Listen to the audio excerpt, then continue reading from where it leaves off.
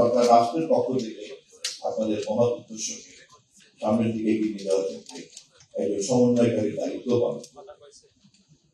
আমি সে কারণেই শুরুতেই আমি আপনাদের সঙ্গে আমাদের এই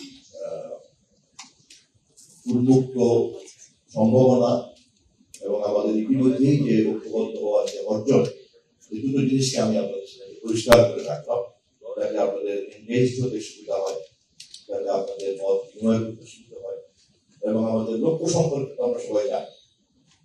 আমরা যেহেতু লক্ষ্যের ব্যাপারে একমত আছি এবং আমরা যেহেতু সবাই মিলে এক জায়গায় জড়ো হয়েছি, এখন আমরা লক্ষ্যে যাওয়ার পথ নকশাটা পেয়ে সময়ের সাথে সাথে দেখা দেয় নিত্য নতুন প্রয়োজন। রেডি থাকতে হয় প্রতি মুহূর্ত। তাই এলো ইনোভার, যেন আপনি লাইফে থাকেন রেডি প্রতিদিন। Innova, designed for now. এবং এই পথ নকশা তৈরি করার জন্য, এই রূপরেখাটা তৈরি করার জন্যই কিন্তু আপনাদের মতামত।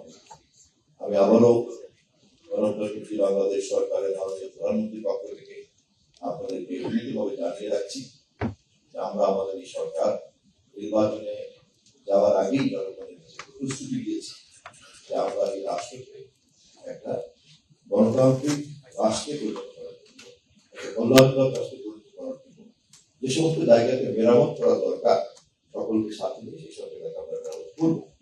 এবং সেই এরিয়াগুলির মধ্যে একটি গুরুত্বপূর্ণ এরিয়া হচ্ছে গণমাধ্যম, এবং সেক্ষেত্রে আমরা বলে রেখেছি যে আমরা গণমাধ্যমের স্বাধীনতাকে নিশ্চিত করব এবং সেই লক্ষ্যে আপনাদের সবকে সাথে নিয়ে আমরা পথ চলব।